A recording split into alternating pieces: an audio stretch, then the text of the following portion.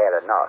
Well, you drove out there into the middle of nowhere and had some sort of loud verbal display challenging E.T. in general out in the middle of nowhere? That's what I was doing. I actually had a pistol in my hand at the time. I was really ticked off. When I was having this fit, I was waving the gun in the air, okay, and I had this fit.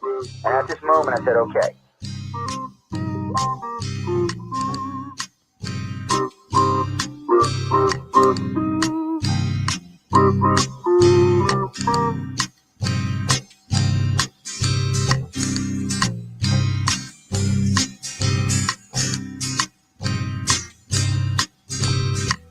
He was a Louisiana man named Montaldo. Folks around called him Six Gun Joe. Worked with ICAR, don't you know? Investigating UFOs. Out for a drive with a gal one night, they stopped to check out the reporting site. When an alien lit right there on the ground, he commenced to throwing his weight around. Now, old Six Gun didn't take too kindly to that kind of thing, especially without Vaseline or anything like that, Seriously. Well, Six Gun looked that critter right in the eye and said, "Any last wish before you die?" Yo, reached for his gun, quick as a twitch, and said, "Fill your claw, you son of a bitch." Now, a legend spread across the land about this pistol-waving man. But if you're from space or from Earth below, you don't give no lip to Six Gun Joe.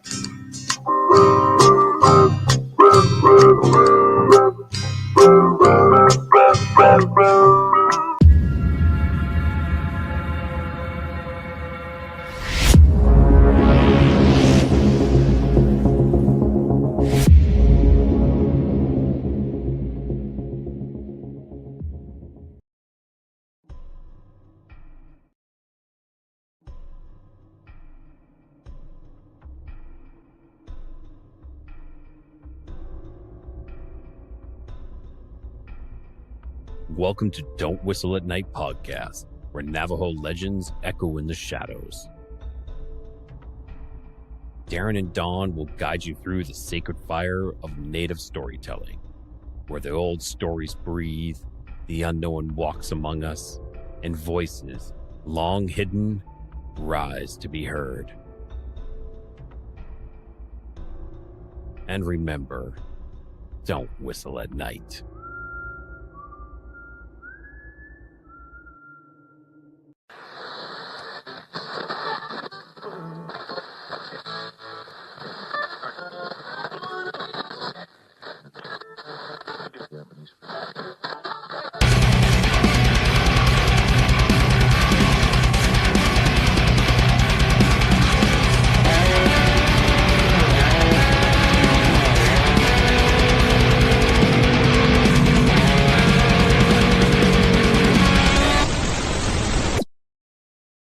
Hello, everybody. Good evening, and welcome to the Sunday night edition of Into the Night with me, your host, Sean Kelly.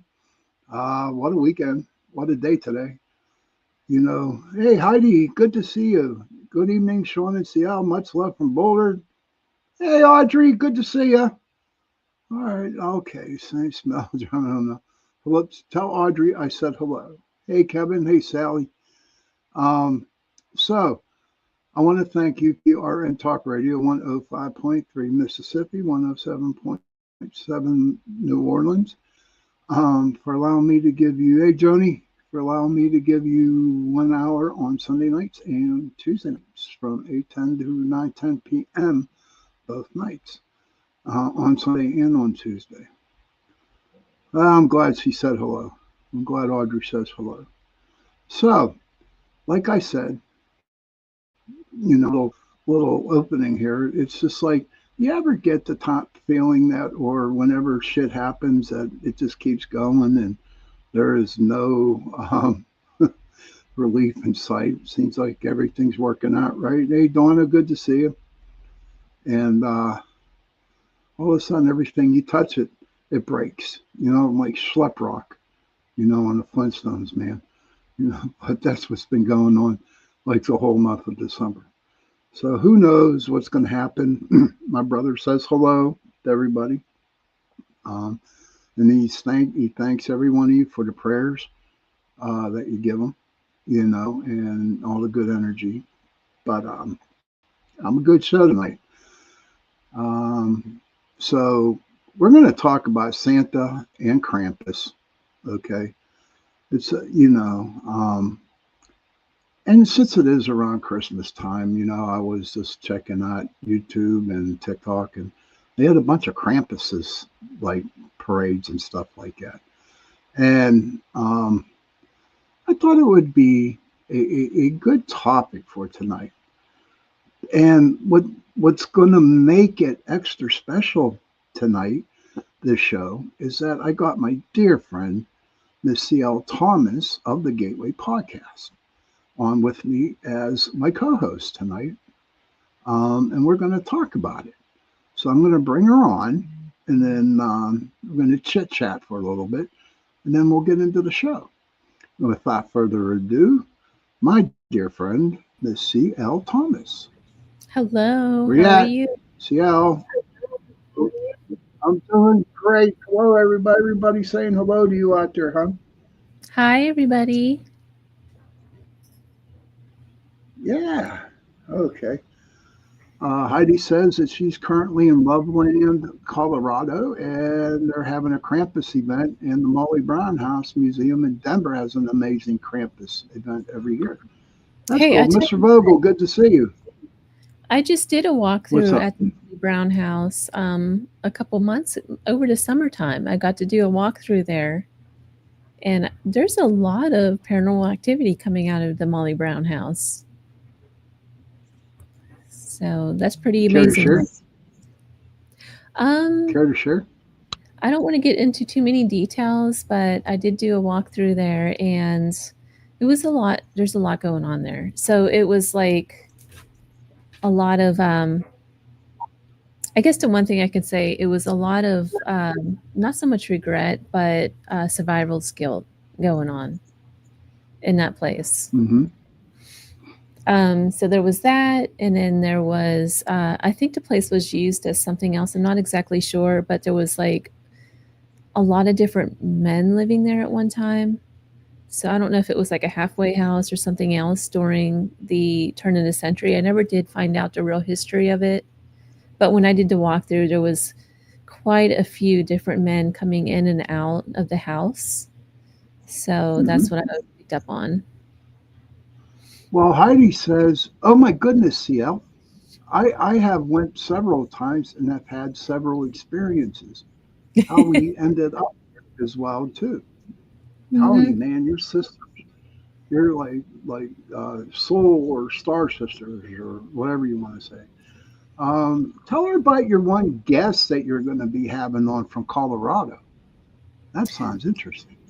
From Colorado, oh, Carmel Sullivan, the spirit artist. So she is a real deal. She does a lot of what I do. So when you do spirit art, it's kind of like mediumship when you do readings, but you're so visual that you are able to sketch what you see a lot easier than actually saying what you're seeing, if that makes sense. So what she does is she does large, we call gallery readings in an audience of probably like 100 or more. And she works with another medium, Scott Allen, and he'll do like normal readings where he'll go into the room and pick out people and the spirits that come through, but then they'll flip-flop. So he goes first, and then she'll go, and she'll actually sit there and sketch the person that's coming through. And it just adds a whole different level of evidential mediumship because you're able to present an actual picture of the person of what you're talking about. It's very interesting. And oh, I forgot to tell everybody that right after my show tonight, don't forget, you're going Don Yazzie, Don't Whistle at Night is on right after me at 9:10 p.m. So when you're done with me and Sayel, it's going to be such a good show that you're going to be all psyched up, all hyped up, go over and watch Dawn's and, you know what I mean? And go watch his and give him a lot of love. And When you're over there, just tell them I sent you. MCL sent you. Okay, what do we got here? Kevin says, I said yes at work drama around females. That came in makes some sense. Things I know is not my drama, though. Heidi goes, Miss Maggie, Molly Brown, has a special place in her heart. Good move for apologizing that, Kevin. You'd be have a lot of women on your ass. That wouldn't be good, you know. But yeah, so after my show tonight, you know, stick around and Mr. Don Yazzie, Don't Whistle at Night, they're going to have their podcast on too. And if I'm not mistaken, see how we talked about that before the show, and he's going to be your guest this Tuesday, correct? He is, yes, that's correct. That is correct. Okay, I have a whole lineup this month. What's that? I said I have a whole lineup this month, and he's one of them. He's a good guest. He's a very good guest. I had him on my show when he first started, and he's a good dude, man. So Tuesday after my show, CL's going to have Mr. Don Yazzie. It's like the trilogy here. Look at the trilogy. You got me, you got CL, and you've got Mr. Don Yazzie. You know what I mean? Come on, think about it, right? You know, we got to hook each other up and, you know, get them going, and have a lot of fun. You know. Donna Copas, who's in the audience, she's going to be on my show as well to discuss Bigfoot on the 16th. Donna Copas. Yeah, Donna, you got her. That's my best buddy. He's another best buddy of mine too. Yeah, Donna, you'll love her, man. She talks. Yeah, I'm glad to hear that. When you see coming on? The 16th, and then the 25th, I have Dennis Stone. He's the owner of America Stonehenge. So he's going to come on and talk about winter solstice. And then the first weekend in January, I have a friend of mine here in Las Vegas who's going to talk about her alien encounters. So she hasn't told the story yet in front of anybody, so it's going to be a debut kind of thing. It's going to be real interesting. That is awesome. So everybody, you got Miss CL's people coming in. So you better write all that down again, and she'll tell you when her next guest will be come on. But Heidi, yeah, you better drive with both hands, especially with Audrey in the car. You know, you don't want to do none of that. You know, I want you to make it home safely. But tonight's topic, CL, Krampus versus Santa, or Santa versus Krampus. Okay, Krampus is a dark demonic counterpart to Saint Nicholas, who evolved into Santa Claus, appearing in the Central European folklore to punish misbehaving children, while Saint Nick rewards the good. They often travel together on December 5th. I can't pronounce that name, Krampus Schnock or whatever, with Saint Nicholas giving with Saint Nicholas giving gifts, and Krampus using bird switches or coal, embodying a holiday, good cop, bad cop. That sounds interesting.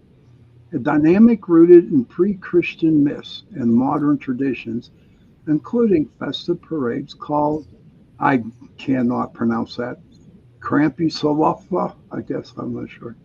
And the key differences in roles, Saint Nick is the benevolent figure who brings gifts or coal to children based on their behavior.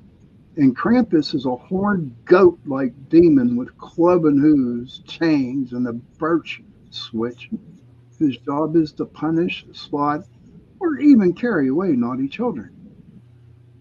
Crazy. What do you think, Miss CL? What is your opinion on all this? Well, I could tell you the real story behind all of that, because that's not it. Okay, great. Please. No. Listen, I'm on Wiki here, all right? I'm on Google AI, all right? So it's all I'm talking about. Okay, go ahead, please. Tell the real story behind Krampus. Krampus is really not a demon.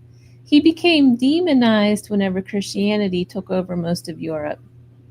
And that's when you start seeing the different, Saint Nicholas comes in and all of a sudden he's a good guy, and Krampus becomes this like demonic figure to punish children, whereas Saint Nick was to award children.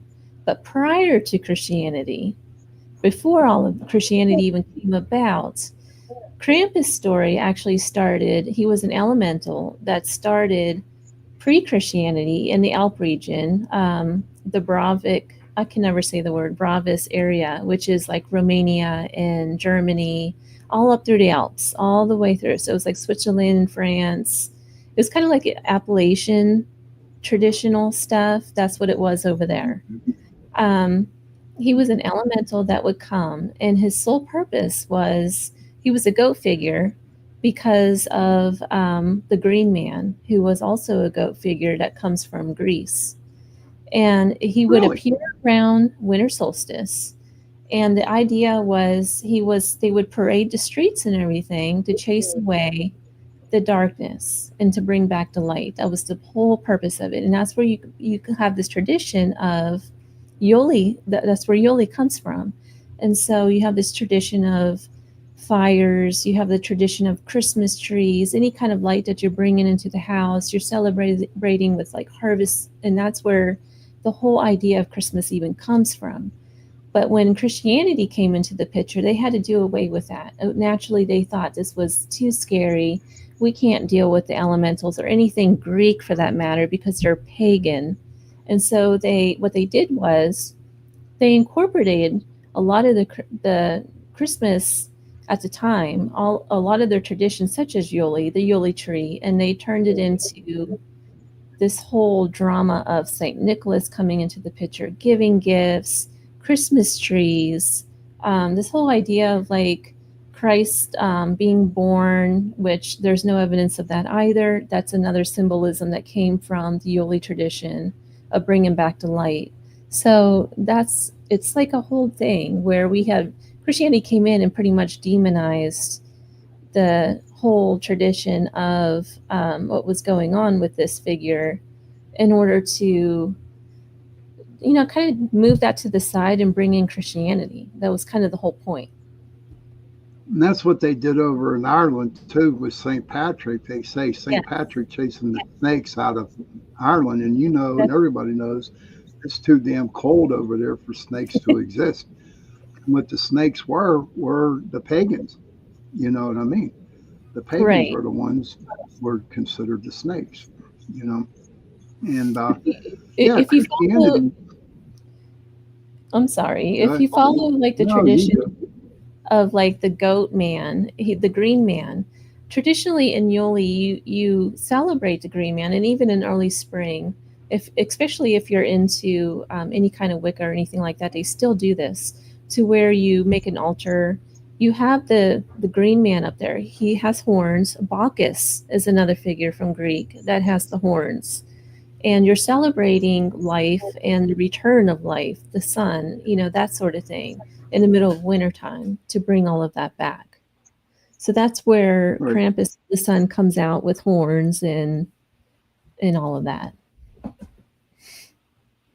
Do you think maybe back then anything that had horns on it was considered bad or evil? Because I have a story to tell you. Back in pagan times, no. Yeah. I think it didn't. Okay. It didn't become anything evil until Christianity enters the picture, and all of a sudden you have this satanic figure that embodies the entire. Ironically, he embodies the entire look and feel of Bacchus and the Green Man and all of these other things that the Greeks were using. All of a sudden, it all becomes evil. So it's so quite what you're saying. So what you're saying is, now this is the first time I'm hearing about these other elementals that come from Greece. I never heard of that before. Yeah, it's actually most of it comes from the Greek folklore. The Greek, okay. Well, let me tell you a little story that a really good friend of mine who's into the folklore. Do you know how Satan got his horns on his head? No. The Christians came in. Do you remember in mythology the guy Pan, Yes. the half Yes. goat, the half man? Okay, so Christianity came in, and they took the face of Pan, and they drew horns on it. That's exactly Half what I'm goat. talking about. Yeah. It happened Hmm. with Pan, Bacchus. There's a whole list of them. Right. Just to scare people, Christian. Yeah, I don't know. Well, I mean, to their point, when they were conquering most of Europe back then, and you got to think of the times, right? There's no TV, there's none of that, and most of these people have their own religions, and especially in the Alps, you think about our own Appalachian people where they have their own traditions and beliefs and things. It was the same with them, and then all of a sudden they had Christianity moving in there, and they're trying to incorporate their beliefs instead. So what are you going to do? You're going to overtake their holiday and just incorporate your own beliefs into it. And that's exactly what they did. And it worked. Did they have a choice back then? I don't think so. Didn't they come in with armies? They did. But if you think about it, it's kind of like what's going on now. Just a few years ago, if you would have brought Krampus out anywhere in the public, it would have been frowned upon, right? Now we have movies about it. We have the paranormal crowd putting out books left and right. Everyone's talking about it. So it's already being incorporated back into our society. So I don't think it's that hard to put these ideas into motion if you make it popular or all the trend. Yeah, that's true. Hey, Michael Anthony, good to see you, sir. He says misunderstood rebirth and interpretations. Hello, Michelle. Good to see you. Yeah, I do believe that, if I'm not mistaken, it was the Knights Templars that worked with Christianity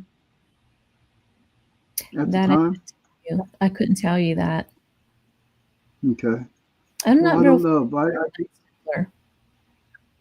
I just think that that the pagans, they just got a raw deal from Christianity. You know what I mean? And then the deal over in Ireland, man, over in England, over in Wales. Okay, the pagans fought back. You know what I mean? They still had their own little things, their own little ceremonies or whatever. Okay, and it got to the point where Christianity couldn't break them of their own beliefs. So that's how I believe that Christianity took a little bit of the pagan folklore or the lore of the pagans and put it into the holidays. It's true. Yes. Okay. It's true. See, I'm no dummy. Usually, Christmas, I don't care what anyone says, Christmas was a pagan holiday from the get-go. It was traditionally solstice. It was Yoli. And then all of a sudden you have Christianity that came into the picture and they tried to overtake it. So what did they do? They incorporated Christmas trees. They incorporated gift giving, all these different things. You have St. Nicholas, that was supposed to be Krampus, and all of these different elements to it. So there's no denying that it's a pagan holiday. Oh, I agree with you 100%. And if I'm not mistaken, wasn't it the pagans that came up with the Yule logs? Yes. I like when a certain bakery here in Pittsburgh makes good Yule logs that I enjoy eating. You know what I mean? But you ever hear of Potomac Bakery? No. Potomac Bakery? No, Dormont.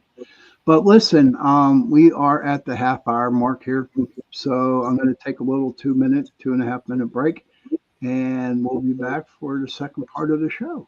How's that sound, Miss CL? Sounds great. Awesome. All right, who can we play today? Let's go. We'll go with this one.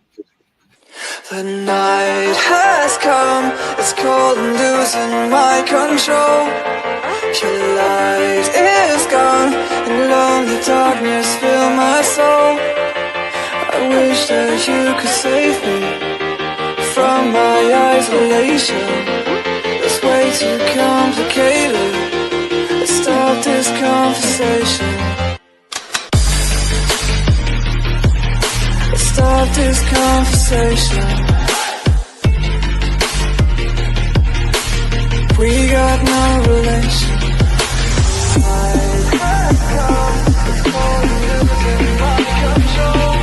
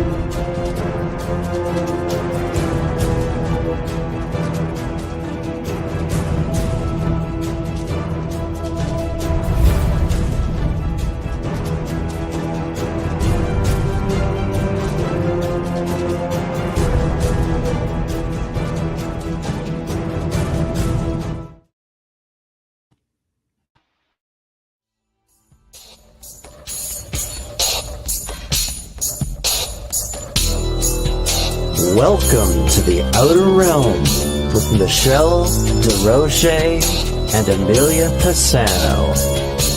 Airing live on the United Public Radio Network, 105.3 FM in New Orleans. Are you ready to explore the unknown? Dive into the world of the strange, mysterious, and unexplained with Eerie Expeditions magazine. Each issue is packed with spine-tingling tales, cutting-edge paranormal investigations, and exclusive insights into hauntings, cryptids, UFOs, and more. Whether you're a seasoned investigator or just love a good ghost story, Eerie Expeditions magazine has something for you. Join our growing community of truth seekers and adventure lovers. Subscribe today at EerieExpeditionsMagazine.com and unlock the secrets of the supernatural. Are you ready? That's EerieExpeditionsMagazine.com, where the extraordinary is just.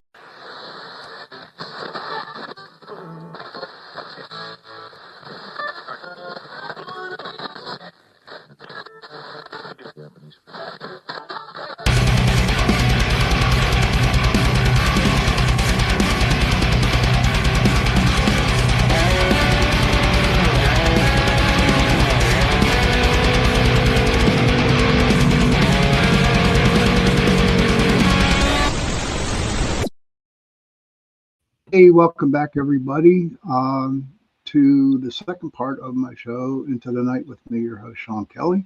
And I got my wonderful, very good, wonderful friend, Miss C.L. Thomas, as my co-host. Much love to you, Cindy Mitch.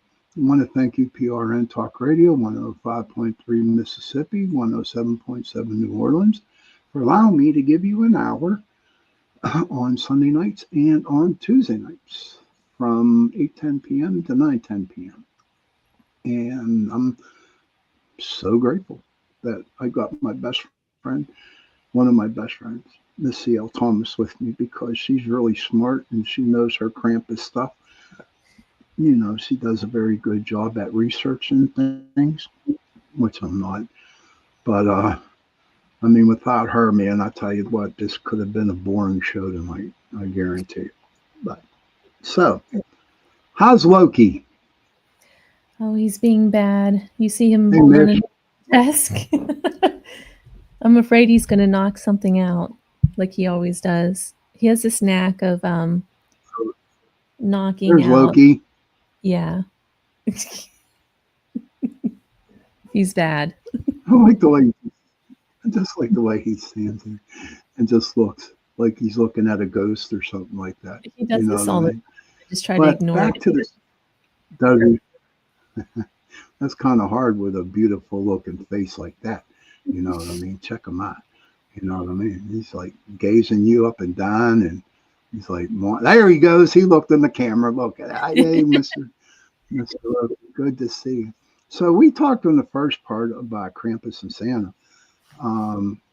Mike, and my question to you is, what is the meaning behind the parades of Krampus?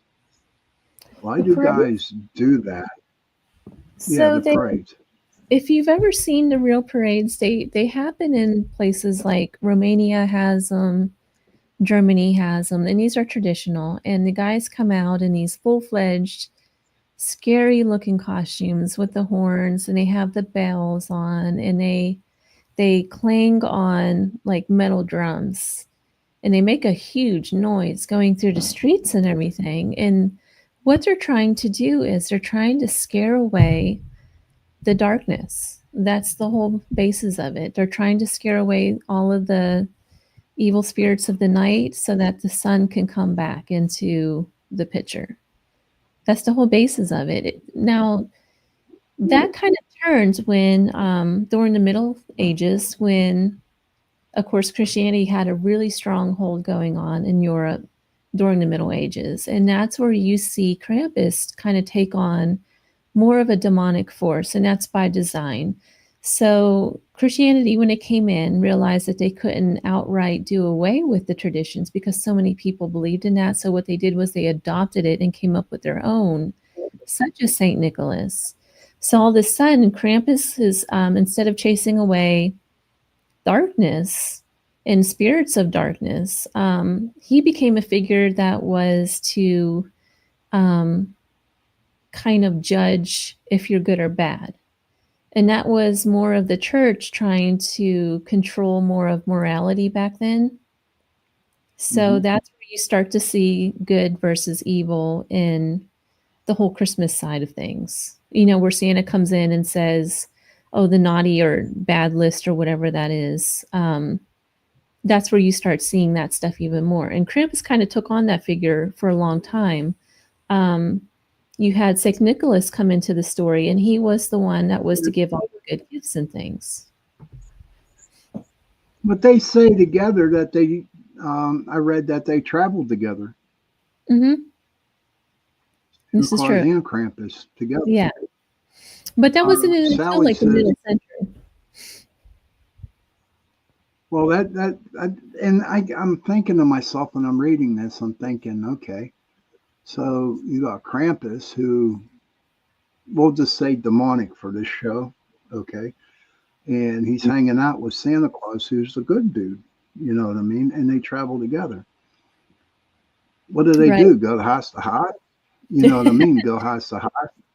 Well, no, like, Krampus, okay, during the Middle Ages when all of that changed, he was to seek out bad children, and pretty much he would whip them. It became like this whole scary phenomenon where he would whip them, he would like punish them.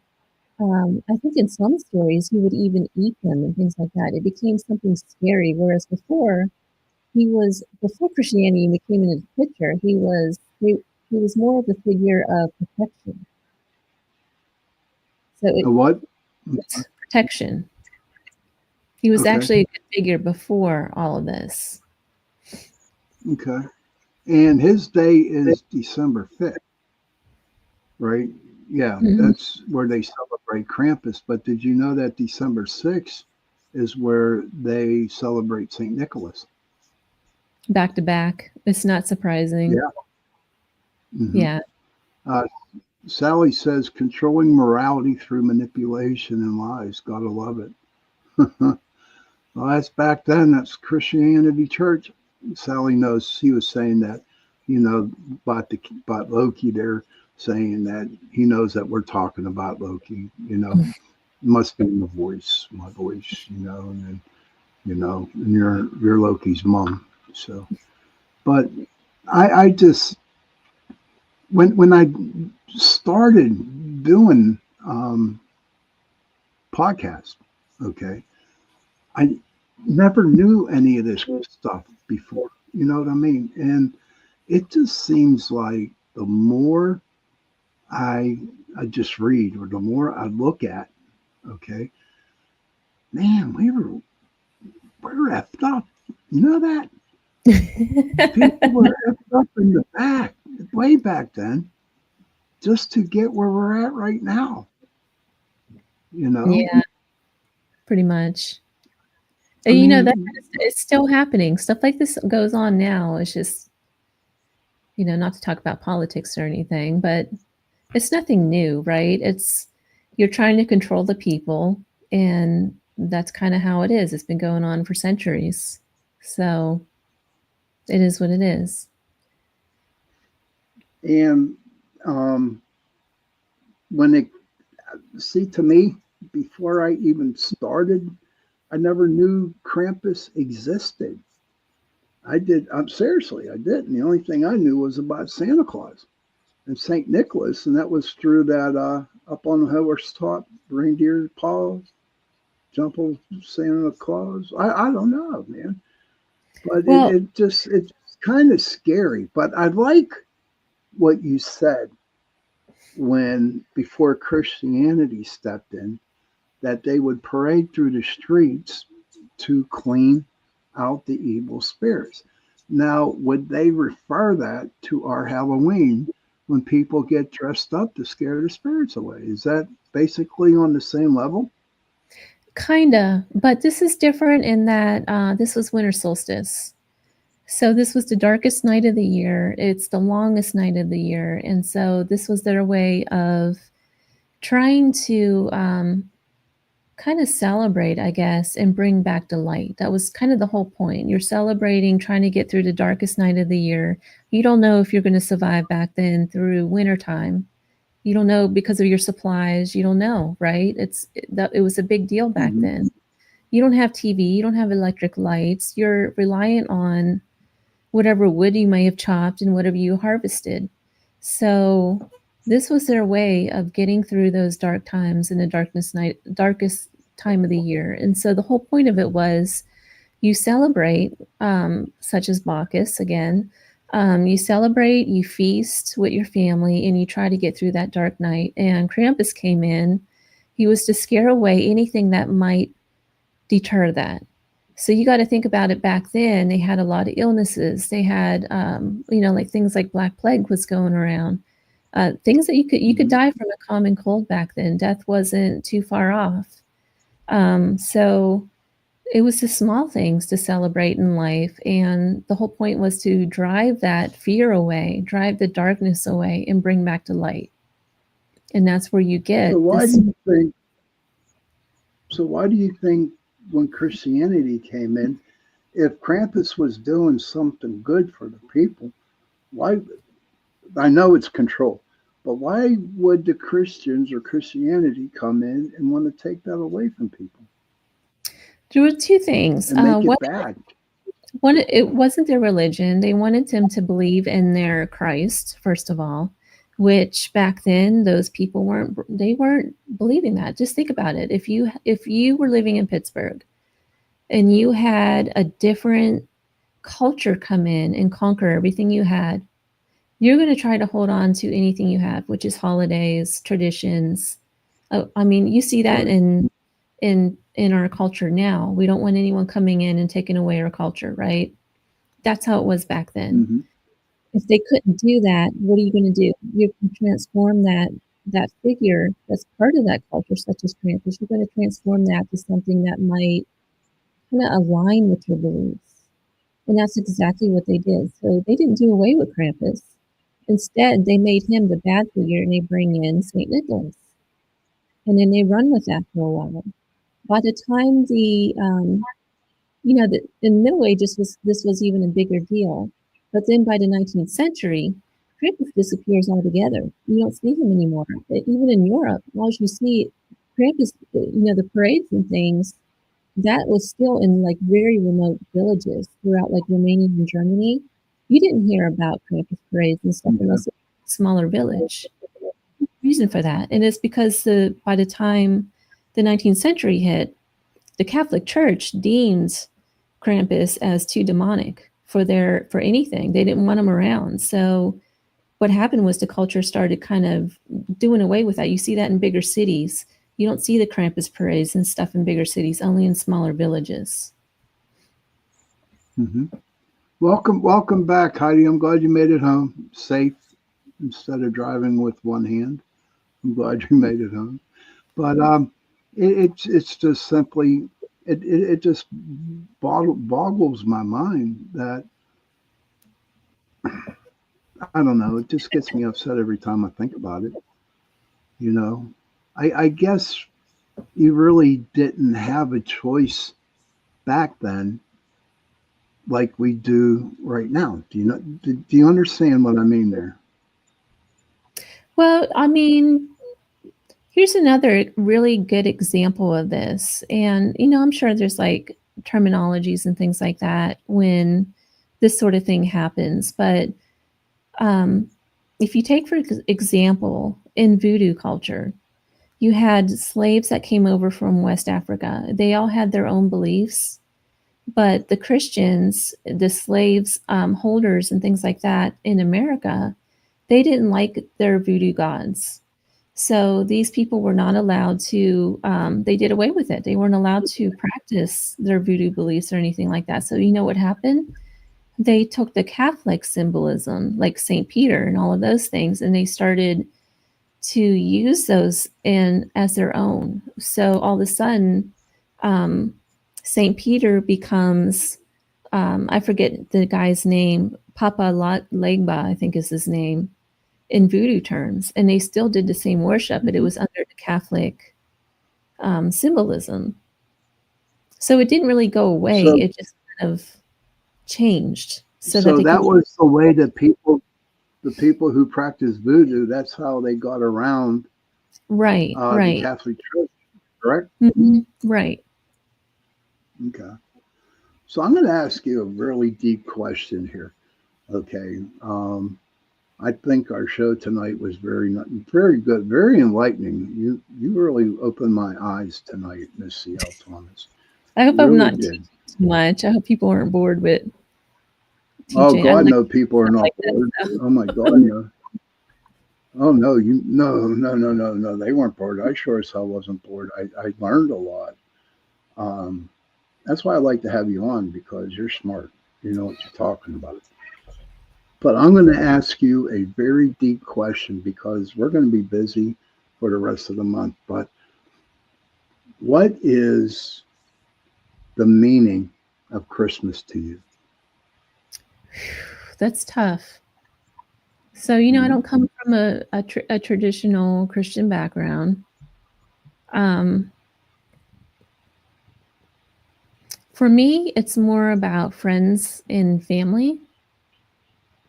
I don't really follow the traditional Christmas, so I don't have Christmas trees or any of that sort of thing. I do Yoli. I do practice Yoli. I have a traditional log, and I'll burn that come winter solstice, which is in a few weeks, and I just spend that time with family and friends, and it's kind of become a time for renewal for me. So what I'll do is I'll sit down and think about the coming year and things I want to accomplish and things I kind of want to sweep out that didn't work so much in 2025, I guess.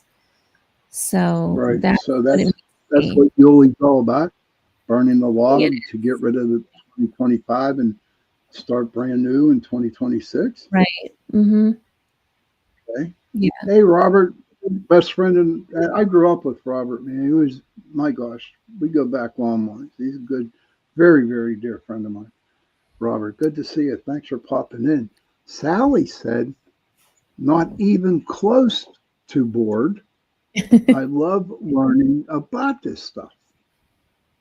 I love it too. How can you be bored? Everybody, how can you be bored? Because you got CL in the house right now talking, and she's smart and she knows her stuff. You can't be bored with that. No. And her voice is so quiet and smooth, It's a relaxing type of voice. And look at the mouth. I can put you to sleep. Hey, I can too. You know. But no, I appreciate you when you come on because you know a lot of stuff, and that's why I have you on because sometimes, you know, I just don't have this the mojo and stuff like that, like you do. You got good mojo, and I think it's because Loki sends his energy over to you. Yeah, it's because of my cat. But Joni says not bored at all. Very interesting stuff. So another Christmas question for you, my dear. And Heidi appreciates you too. Yeah.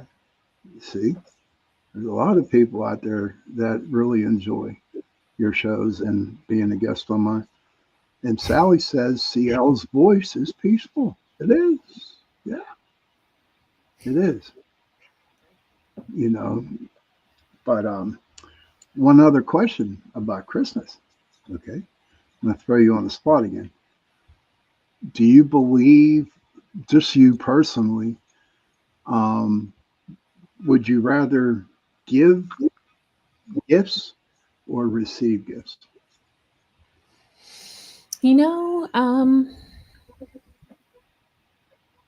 I've never really been into the gift giving thing ever. Hey, Lisa. That's been my thing, but there's a family that I kind of adopted that I will shop for their kids. And, you know, there's another little girl that I always buy her clothes for and things like that. So, but as far as like gift giving, you know what my friends and I do, none of us do that. We normally just pour money together and go see a really expensive show in Vegas, and then we go to a really expensive dinner. That's how we do it. But oh, really? Yeah, that sounds pretty cool. Yeah, there's about 10 of us that will do that, and we don't really do the gift exchange thing though. Uh-huh. I guess being friends and close friends is the best gift you can give to anybody. Right, you know what I mean? That's what it's about. It's really not about giving. Right. And Heidi says your energy is great, CL. Thank you, Heidi. I think the gift giving thing didn't really come around because I tried to research that a long time ago. And quite frankly, I didn't see that during when it was Krampus and all of that. I only started seeing that toward the mid-century or Middle Ages with St. Nicholas.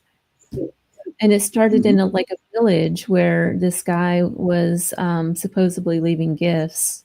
It was like a little itty bitty village, and that guy became the St. Nicholas. So that's the first time I've seen that. I never heard of that before. Never did. Trace that toward anything pagan. I don't see that until Christianity came along. Okay. Appreciate you said that. Bad tradition, really. What's that? About you? It's not a bad tradition,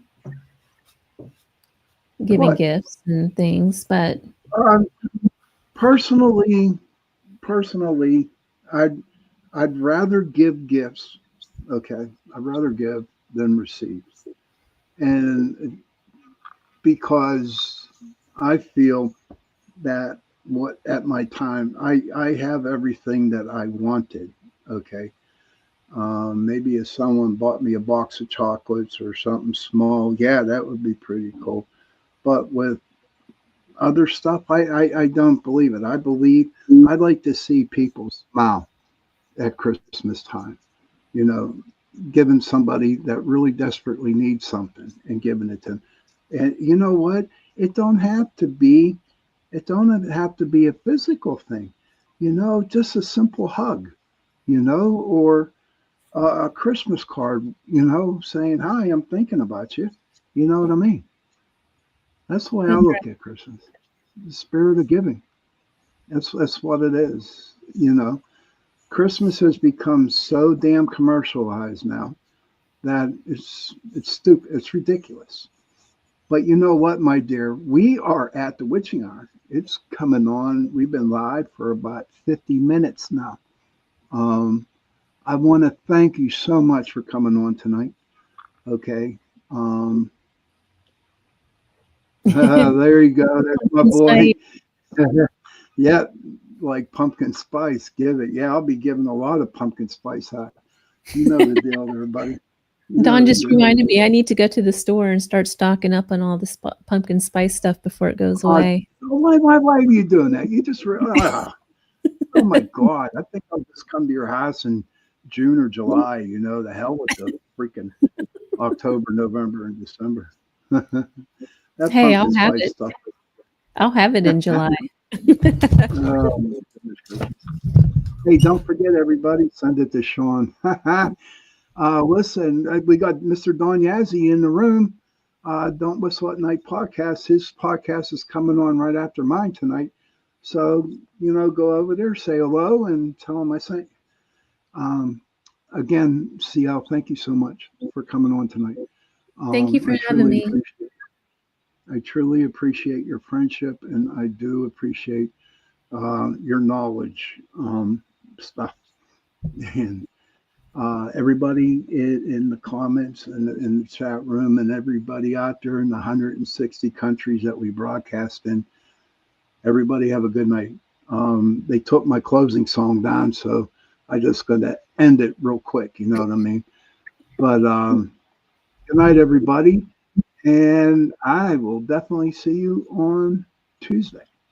Good night.